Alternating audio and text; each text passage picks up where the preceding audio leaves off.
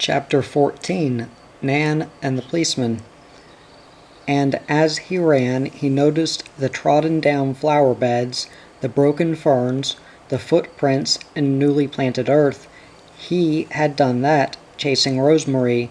She had done it too, of course, but then if he hadn't chased her, she would never have gone that way. What would the artist say when he saw the ruin? What would Deetra say when she knew? But he had been chasing the masker. They couldn't blame him too much. The masker, though, had been Rosemary. They could blame her. He was not running now, but walking very slowly, thinking, I'll not tell who the masker was, he said to himself. Poor Rosemary's not to be scolded. No one needs to know anything about it anyway, except the Wind Boy and Gentian. He started to run again, for now he could hardly wait to get to the Wind Boy and Gentian and wave the mask in their faces. But I must tell you about the Wind Boy and Gentian.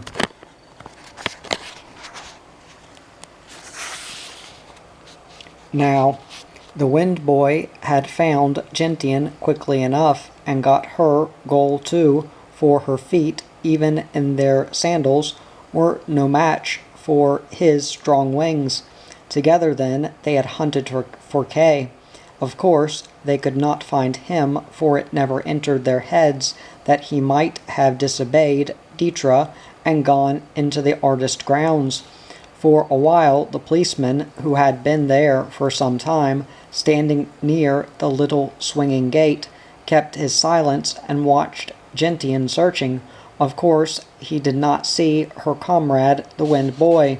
After a time he called, What are you looking for, little girl? Why, we are playing hide-and-seek, and my brother has hidden himself so well we can't find him. Gentian had stopped her search to answer politely. But if you know where he's hiding, she added quickly, don't tell, please, it wouldn't be fair. That's so, little girl. Well, I don't know where he ran off to, but I'm staying right here, watching for him to come back. I am. If he doesn't come soon, I'll join in your game myself and go look. He's up to some sort of mischief.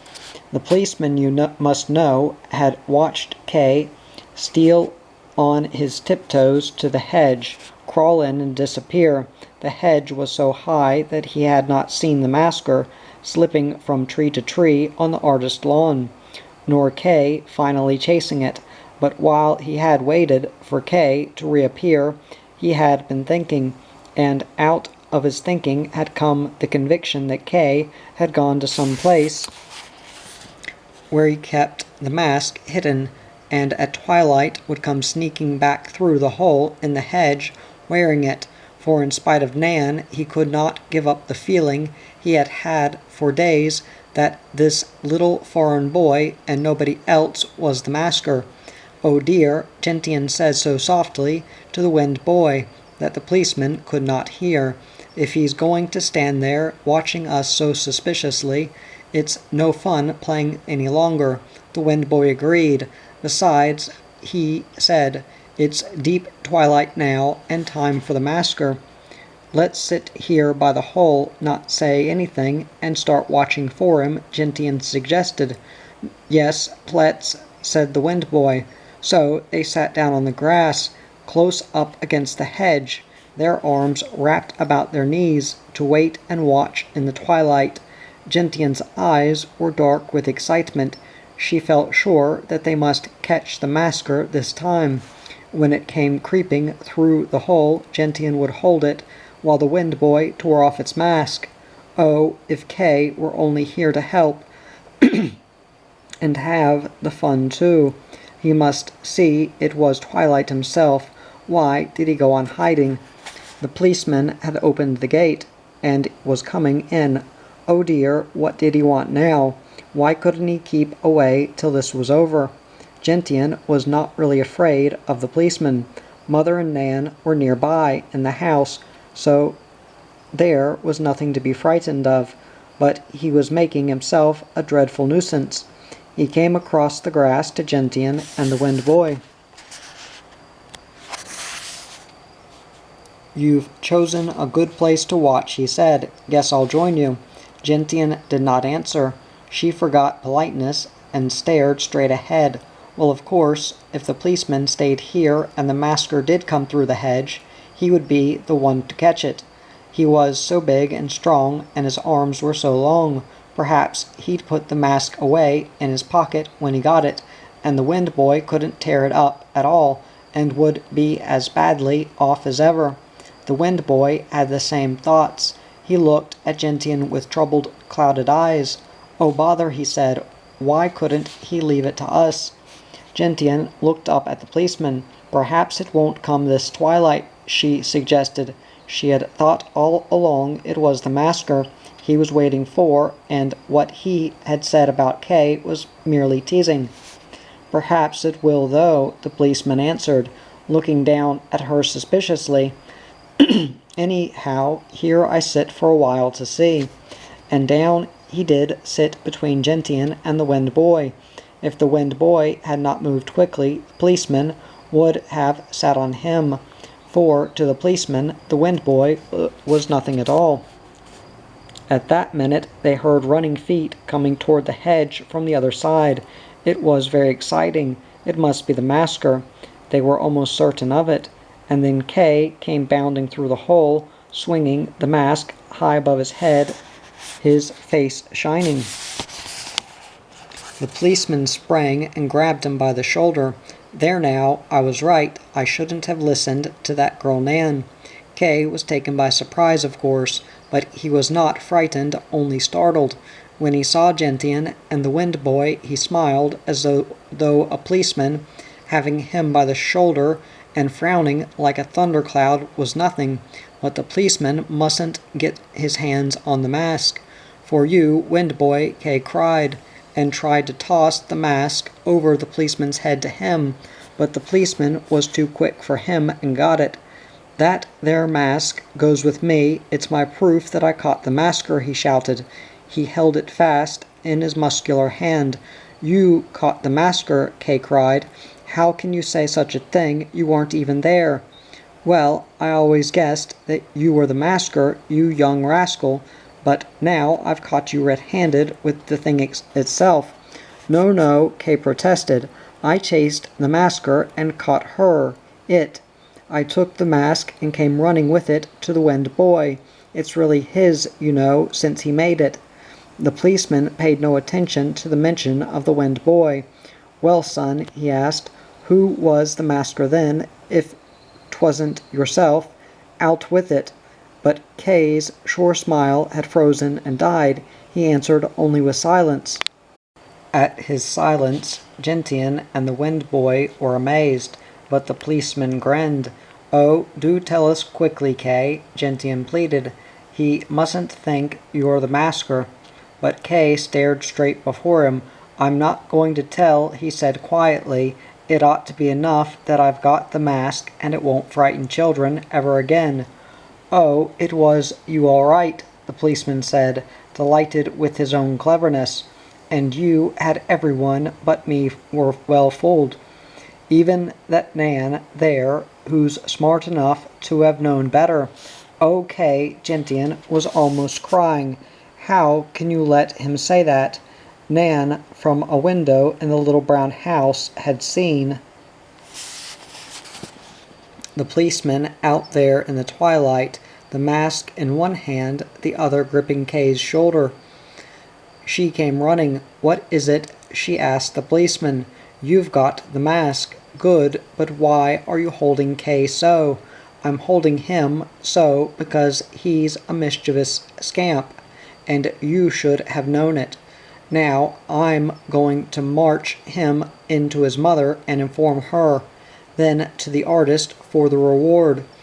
He's just come home. Between the two, what's to be done with the boy will be decided." But Nan laughed, and the children looked at her in grieved surprise. How could she laugh, and they in such trouble? She said, "I know very well, officer, that the masker was never Kay. Why, just last evening, when Kay and Gentian were sitting at the supper table, the masker looked in at the window. Now, he couldn't be in two places at once, could he? At the table and at the window. And Nan, Kay put in, glad of this sensible ally. It was I myself who chased the masker tonight and got the mask away from her, it. I was just bringing it to the wind boy when the policeman grabbed me. That's all very fine sounding, said the policeman, but he can't tell us who the masker was or what. It's not that I can't, I won't.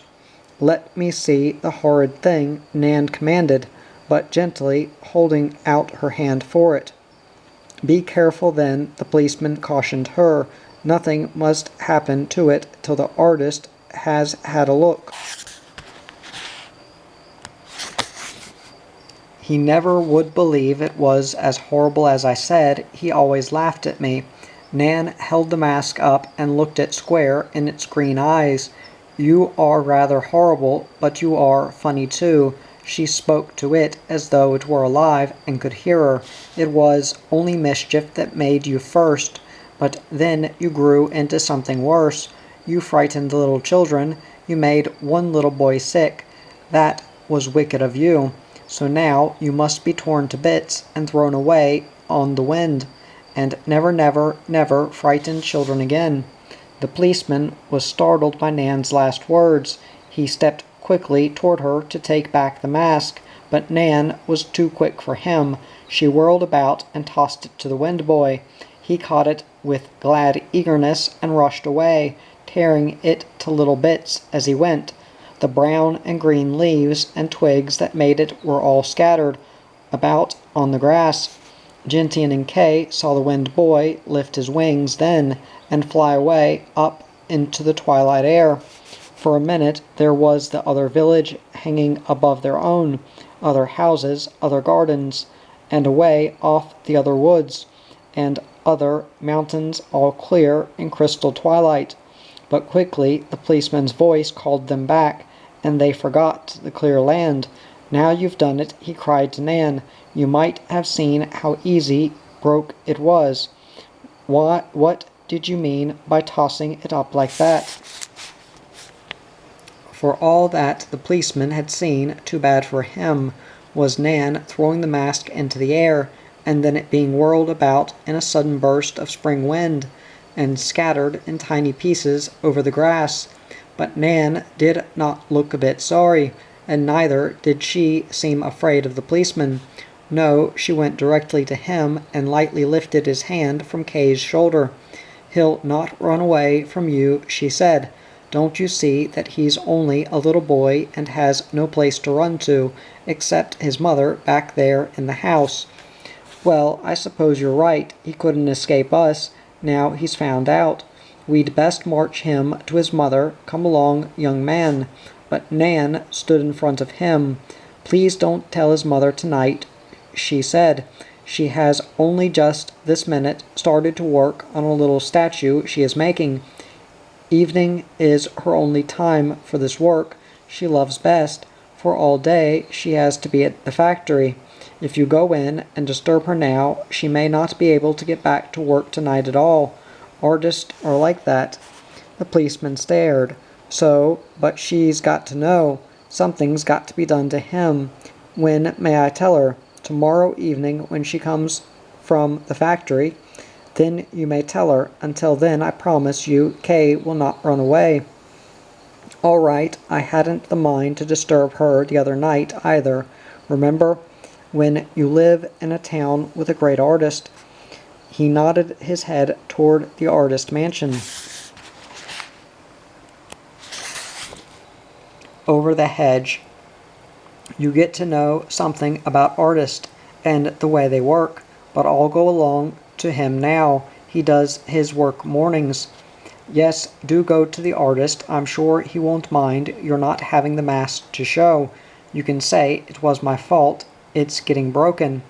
But the policeman made no move to go for a minute. He was looking into Nan's eyes again, or rather he was looking through them to the purple mountains, with calm stars just risen in the sky above. No, I'd not tell on you, not for the world, he said. You can rest easy about that, but it was careless." Then he went. Nan turned to Kay. "Oh, I didn't," he assured her. "I never was the masker. Don't I know it?" Nan hushed him, putting an arm across his shoulder. "But you told him to tell Mother tomorrow." "Why, Kay?" Gentian said. "Mother will believe you. You have only to tell her it wasn't you." Kay straightened. "Of course she won't punish me when I say it wasn't I. It isn't that bothers me. It's how she'll feel. She wants people to like us, and now they'll all think us queerer than ever.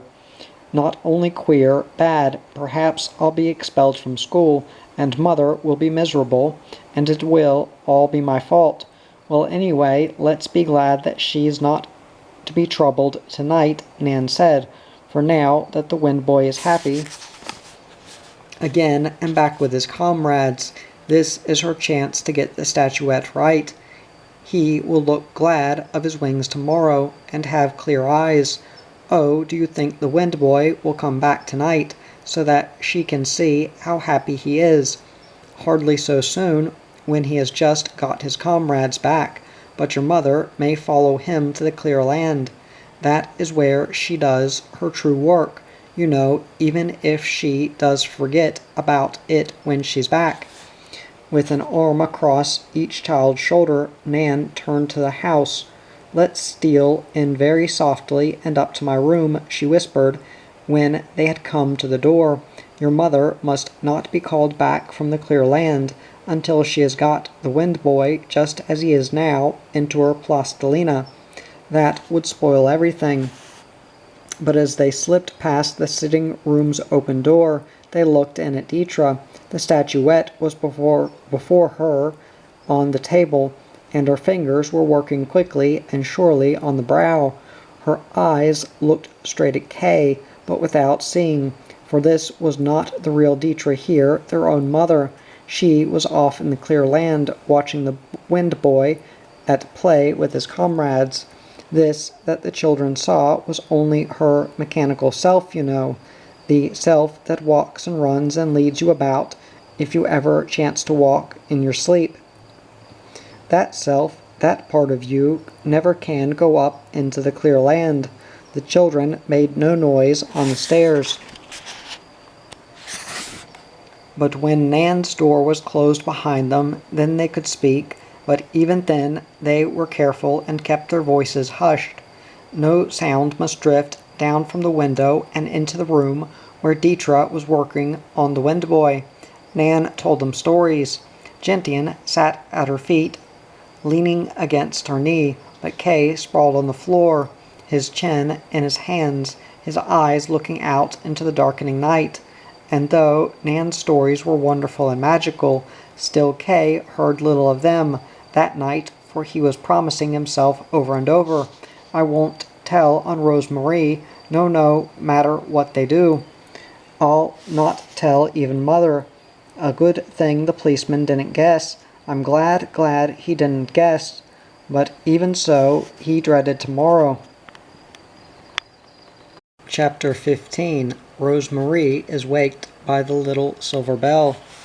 As for Rose-Marie, Miss Prine scolded her all the way back to the house.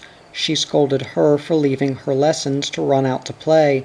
She scolded her for going out into the twilight alone and without permission. She scolded her for stealing and abusing Miss Prine's own best cape. But most of all, she scolded her for not being sorry. For Rose-Marie refused to be sorry. She did not drop her head, and whenever Miss Prine turned to look down into her face, she saw a happiness that there was no accounting for, and that was indeed offensive under the circumstances. Of course, the thing that was keeping Rose-Marie happy, in spite of the disgrace that was her due, was the memory of Kay. Why, for half an hour or so she had had a real playmate. When he chased her in the mask, that had been a sort of game of tag, hadn't it? Rose-Marie had seen other children playing tag before, but she had never played it. for you can't play tag alone. And then they had talked in the tulip garden, and he had told her all that fairy storish thing about the wind boy. Only it wasn't a fairy story. He had said it was true, and he looked true enough when he said it all. She had only met fairies in books, but those two, Kay and Gentian, know them in real life and had them for friends. When they had each other, was it fair that they should have the fairies too? Miss Pryne's voice was getting lower and lower in its scolding tones the nearer they came to the house, for in spite of what she'd said about telling him, she did not mean the artist to know how very naughty Rose-Marie had been. He might think it was in some way her fault that she had not kept careful enough watch, and that would be unjust, for no one could be more watchful than Miss Pryne. It was just that she had been eating her supper with the housekeeper, and thought Rose-Marie would be safe with her lesson books. So very quietly now, she hurried Rose-Marie up the back stairs to her high nursery. There she brushed and brushed her dark dancing curls with quick, firm strokes until they stopped dancing and shone instead. Then, very hurriedly, she slipped into a fresh frock. This should have been Polly's work, but Polly was still hunting somewhere in the grounds. There had not been time to tell her that Rose-Marie was found. Now Rose-Marie stood prim and sweet and clean, ready to be seen by her grandfather, and they were only just in time, for there was his knock at the door. He had unexpectedly come up to the nursery instead of waiting for her to be brought down. Rose-Marie was glad to see her grandfather, for she loved him with her whole heart. At least it had been her whole heart until Kay and Gentian had moved in next door, and from a distance she had begun loving them too, but she was a little in awe of him for all her love. And then Miss Pryne always appeared a little afraid of him. That had had its effect on Rose-Marie from her babyhood.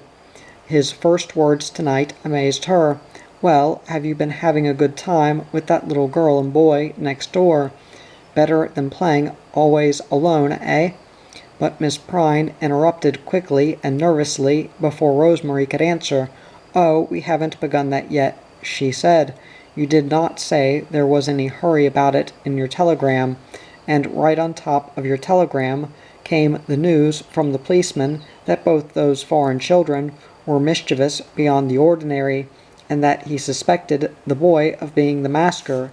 So, but at the word masker, the artist had sternly motioned Miss Pryne silent. "We will not discuss this before Rose-Marie, if you please." "Sir, I'm sorry for the slip." Miss Pryne went out of the room, leaving Rose-Marie alone with her grandfather. "Oh, grandfather, did you tell her I might play with them?" Rose-Marie asked with clasped hands and a light in her face. "Yes, I did wire something of the sort to Miss Pryne, but I shall have to have a talk with her now before it is definitely decided. We will say no more until that time. Only tell me what you have been doing while I was away." Rose-Marie was surprised at this request. Usually her famous grandfather, was too absorbed in his work and his books and his clever friends to give thought to her adventures, but Miss Pryne had trained her so well that she was ready for the social emergency. She sat down on a footstool at her grandfather's knee and told him her days. That is, she told him of everything but the masquerading. She dared not, of course, tell him that, but he scarcely heard her words. He was looking at her in a musing, troubled fashion. You see, he had been thinking of Gentian in the time he was away, and of what she had said of Rose-Marie. It was Gentian who had set him to thinking. Right in the middle of the account of Rosemarie's lonely adventures came a knock at the door, and there was Miss Prine again. "The village policeman is down in the hall again. It's the third time this evening. Shall we say you are still busy?" "No, no, I'll come, and we will finish this tomorrow," the artist promised Rosemarie. "It is bedtime now, anyway. Good night, and sleep well." But out of the passage he asked of Miss Prine in a low voice quickly, "Tell me, you spoke of the massacre before the child. Has she been allowed to hear anything about it?" "That was against my strictest orders. Has she been frightened?" "No, indeed, she has heard nothing," Miss Prine assured him. "It was just in my eagerness not to let you think that I had acted inadvisedly in not allowing her to play with those dreadful children that I let the word slip. Aside from this single time, she has heard not a word." "Why do you call them dreadful children?" "I liked the little girl ever so much. I had quite a talk with her in the tulip garden." "Yes, I dare say you would notice nothing. They are quiet enough and well spoken. Clean too, but the policeman has a tale for you about them that may make you change your mind as to letting Rosemarie have them for playmates." "Is that what the policeman wants now, to complain about those youngsters?" "Yes, he caught the boy with the mask. He's come about that." The artist's face grew more and more sober all the way down the stairs as he thought about this.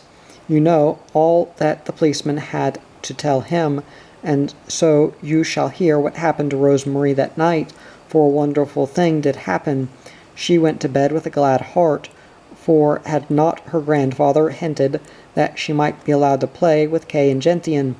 Oh, if only she were let do that, she would try never to be naughty again." She wondered if Kay had got the mask safely to the Wind Boy, and was the Wind Boy back with his comrades now, one of them again in the clear land. Perhaps she herself would see the Wind Boy some time. Kay had said that he liked to take his naps in the tulip garden.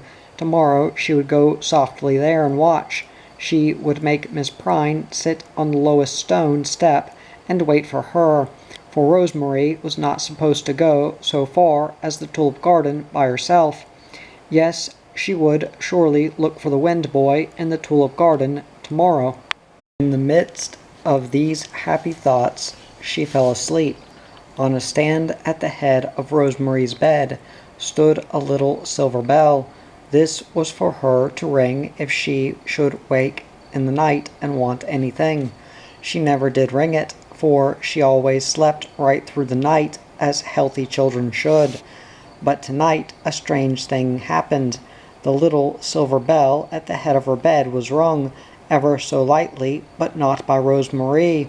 It was rung so softly that Miss Prine, sleeping in the next room with the door ajar, did not hear it at all, but being right at Rosemarie's ear, it woke her.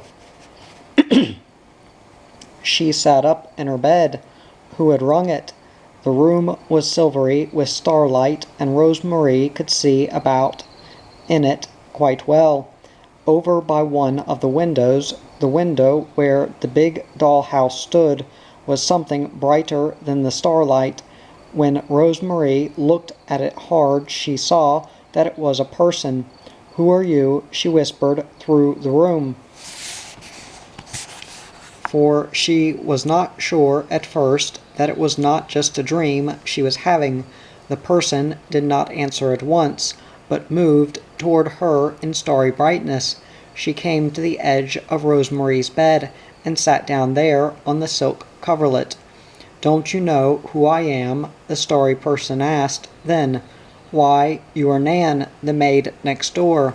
"Yes, I am Nan. But what a beautiful robe you are wearing. It's like the sky. It makes you like a fairy." "No, nicer than a fairy." "Do you like it so much?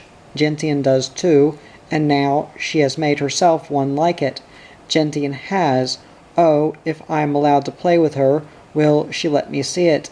Is it really as beautiful as yours? I thought she had only shabby, faded clothes, rather funny ones. Will she show me her starry one?" "Yes, I think she would, if you were allowed to play with her. But now you will not be allowed, for your grandfather will think it dangerous." "Oh, but he has promised that perhaps I may. Only tonight, truly." That was before he saw the policeman. They were whispering, their faces close. Nan's eyes were more sky-like than her nightgown, and her face was shining too. There was a smell of pine needles about her, and spruce, green leaves, and arbutus blossoms. Rosemary's breath was stopped with wonder. "You smell like the woods," she said, forgetting Nan's words of the policeman and what they might mean. "I've just come from the mountains."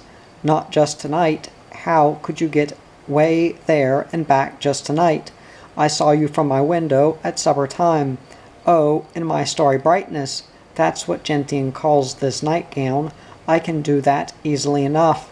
Rosemary reached her hand to touch the starry stuff, but her fingers felt nothing at all. She might as well have tried to touch starlight. "Are you a dream?" she whispered. "Am I asleep?" Nan laughed merrily at that. Strange that that laugh did not waken Miss Prine. "Not at all, Rosemary. Could a dream ring your bell, do you think?" "You did ring my bell, didn't you? That was what woke me. But if you did ring it, then how did you get way over to the window there before I could open my eyes?" Nan laughed again, and still Miss Prine didn't wake. "If you will promise not to think me a dream, I will tell you," she said, leaning close until Rosemary saw deep into her eyes. "Well then, I rang the bell while I was still in the mountains. Can you believe that? I came all the way in the instant while you were waking after I'd rung the bell." Rosemary gasped. "Truly, truly," she asked. But really she did not mean to ask, for she knew very well that it was truly, truly, it was only her surprise. But to come all the way from the mountains in the instant waking took, it was too strange to understand, but never too strange to believe when Nan said it. "Why can't I touch you since you're real and not a dream?" Rosemary asked. "Because I'm in my starry brightness." "Oh, is your night robe magic?" "No, of course not. Miss Prine wouldn't want you to be so superstitious."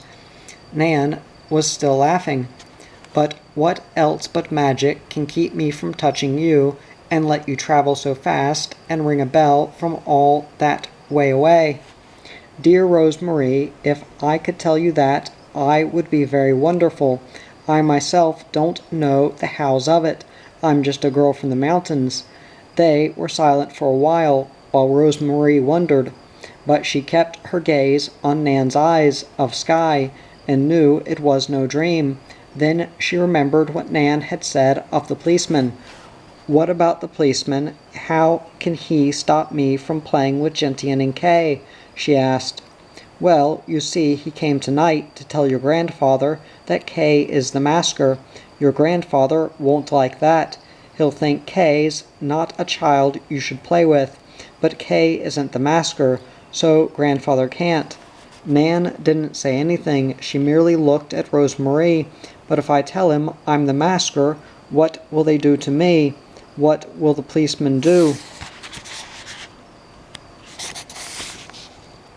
"I don't know, but I do know, for the policeman has told me what will happen to Kay unless you tell. He'll be expelled from school for a week, and his mother will be very sad." "Oh, bother, but why doesn't Kay tell them himself? He will, won't he?" "Oh, no, he didn't even tell me you're the masker." "How did you know then?" "I guessed." "Oh dear, what shall I do? Why won't Kay tell? He doesn't want you to be scolded. He must be fond of you. What can I do?" "What do you think you can do?" There was a silence. Then Rosemary said, "But I am afraid of grandfather, more afraid of him, really, than of the policeman." Nan said nothing. Well, must I tell him? Nan did not answer that either. And when I do, I suppose I'll never be allowed to play with Kay and Gentian ever. That would be the biggest punishment he could make. I didn't know I was being so naughty, truly. I didn't know about the little boy who was made sick until Kay told me it was only a game. Yes, I know. With Nan's eyes of sky so close to hers, Rose-Marie suddenly had to stop feeling sorry for herself. Self-pity faded into nothingness. "When shall I tell him?" she asked. "Now, so that you can sleep well. He is sitting up late in his study. I saw the light as I came toward the house." "Oh, did you come in through the secret door?" Rose-Marie asked then, delighted by the sudden thought. "It is my secret door, you know. How did you find it?" "Not by the secret door you mean, but it was a secret door, and I found it for myself. Indeed, it was the only way I could come to you tonight." "Wasn't it the door behind the syringa bush? That's the only secret door I know of." Rose-Marie's eyes were sparkling at the mystery of it. "No, not the door behind the syringa bush." Where is there another?" Rose-Marie was all eagerness. "My secret door was a little one I found waiting ajar, a little door in your mind." Rose-Marie shook her curls at that. It was no use trying to understand. "I'll go to grandfather now," she said, putting her feet out of bed. "Do you suppose he will be terribly angry?" "I don't know. I hope not, for I don't think that you were really very naughty." But when Rose-Marie had opened the door into the passage, she looked back at Nan. "It's pitch dark."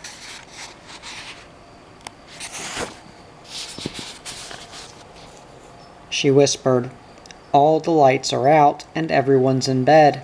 It was true, the passage and the stairs were in utter darkness, except for a thin, pale starlight that came from a high window somewhere.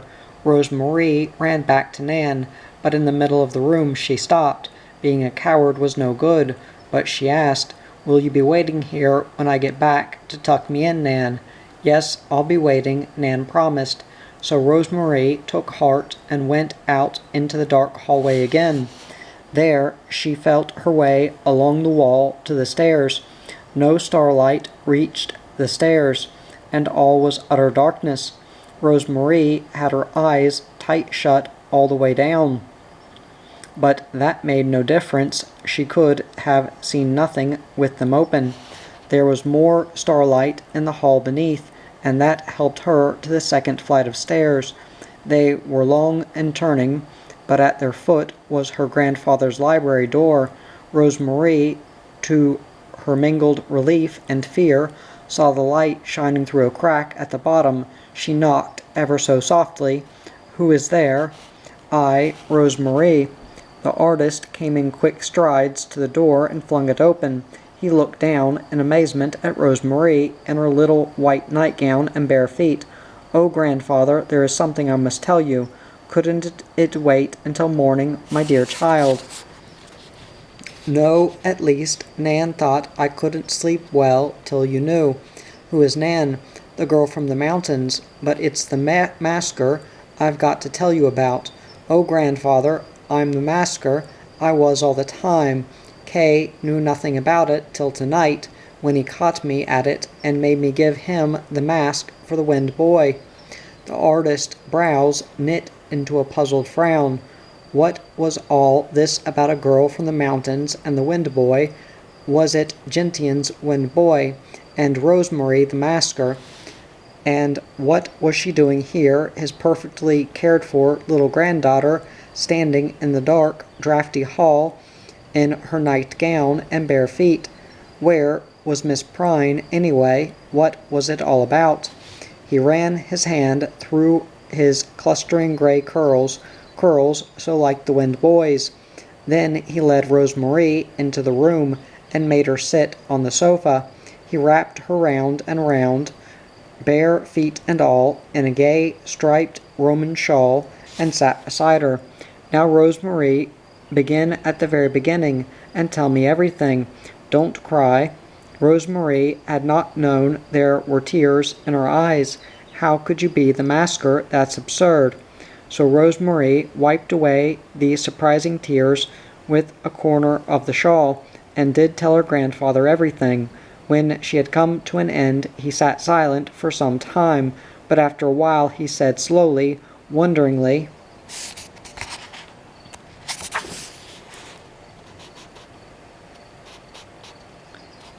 "Nan is starry brightness in your room must have been a dream, and the wind boy, well, perhaps he's a dream of Gentian and Kay's, but all the rest seems real enough."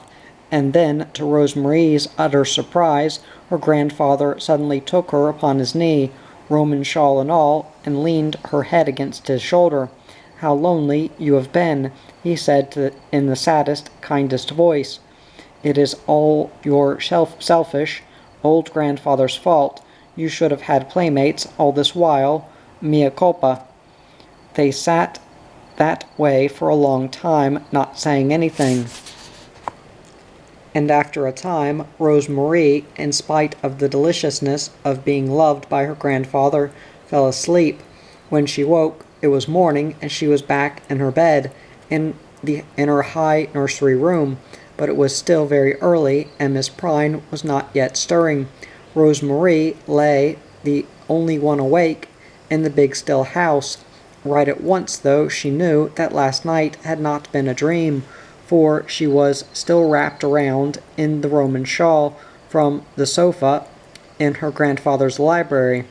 Oh, wouldn't Miss Prine be surprised when she found her so? But she couldn't scold. Grandfather wouldn't let her. Rose-Marie sat up. There was sunlight instead of starlight at the windows now, but over the silk coverlet and all through the room hung faintly the smell of pine and spruce and green leaves and arbutus. Oh, why hadn't she kept herself awake to say good night to Nan?